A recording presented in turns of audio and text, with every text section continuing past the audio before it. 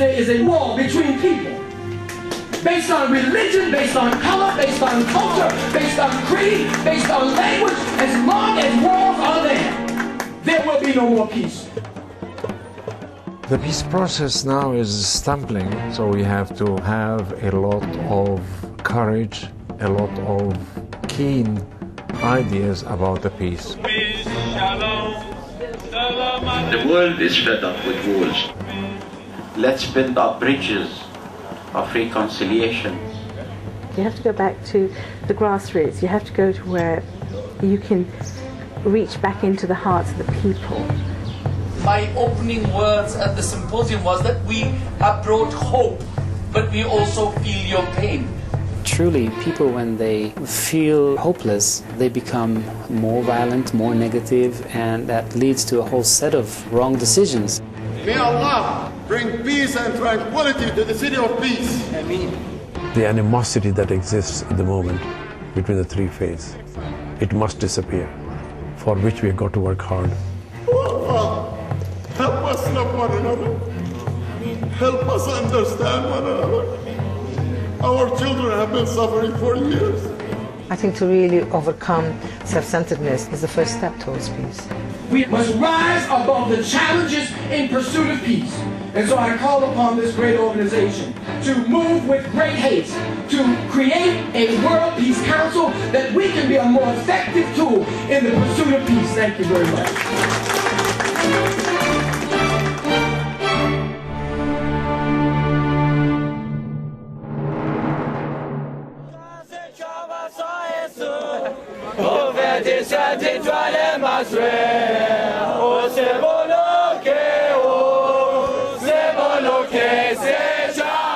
Unfortunately, we are fighting each other for a long, long time.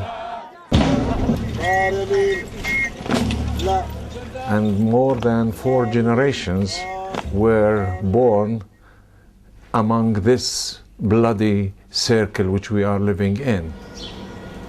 Here in Israel, people live in a constant feeling of fear and worry for their own survival. And also the Palestinians who were displaced and who are homeless, many of them, or living in homes that aren't their ancestral homes, they have this same feeling of insecurity. Right now, we're headed for a lose-lose outcome.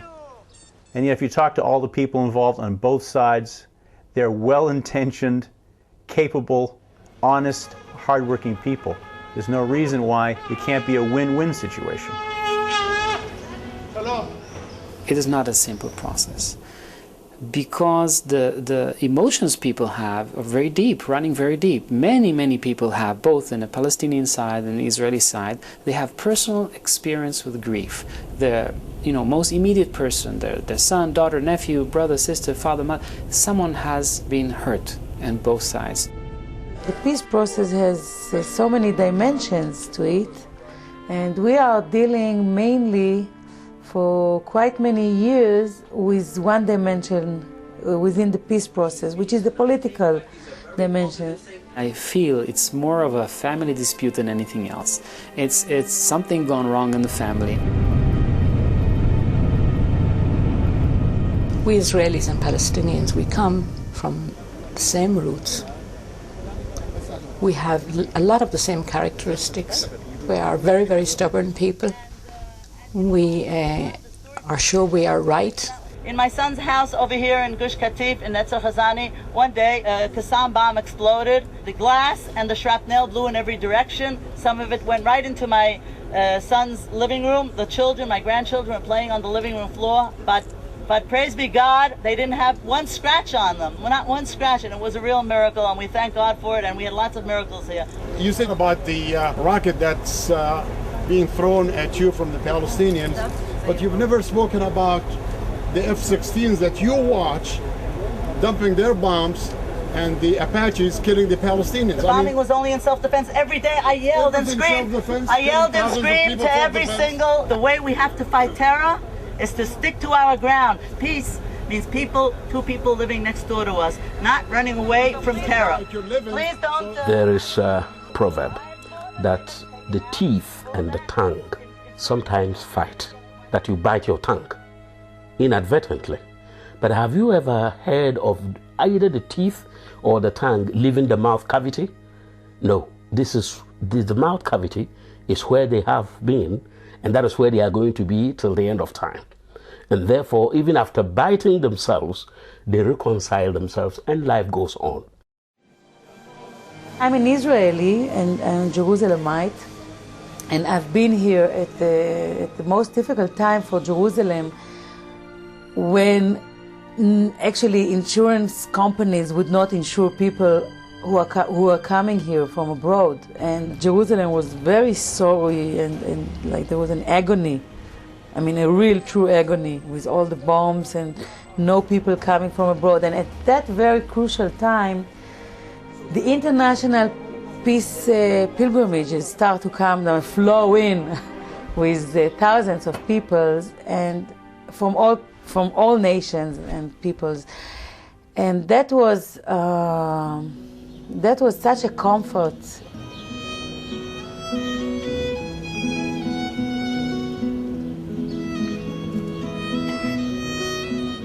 One of the most important things that our activity here, particularly the IFWP, have done already was to bring a sense of hope. I would compare that to the situation where you as a doctor has to treat a patient, and then the patient is very hopeless, and he said, "Oh, you know, doctor, leave me. I'm dying anyway."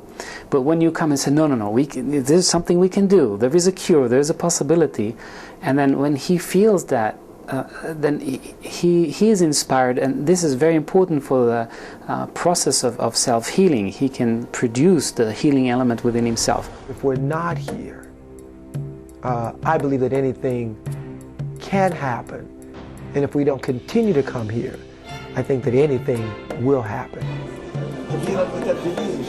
There needs to be some kind of negotiation, but you would go into the negotiations thinking, what can I give? What can I sacrifice? What can I invest into these negotiations to get a better outcome, to get a win-win outcome? This is the third time. The key really is to listen, and to genuinely listen. And we have to be taught how to genuinely listen and have real dialogue. And if we teach people to actually go in the shoes of the other, understand why a Palestinian would like to kill himself, or understand why a young soldier thinks that actually having a wall is a good idea. Do you think any young person really wants a wall? It's because they're scared and they really want to protect themselves. I think to really overcome self-centeredness, to overcome, if you like, thinking of yourself first, or only of yourself, and to think of the other, is the first step towards peace. I'm sure that our destiny is to live together in this small part of the world. Let's make out of it a place that deserves living in. Both parties will have to recognize that they have to live for the other. And that is what true love is supposed to be. We were born here, we would like to die here.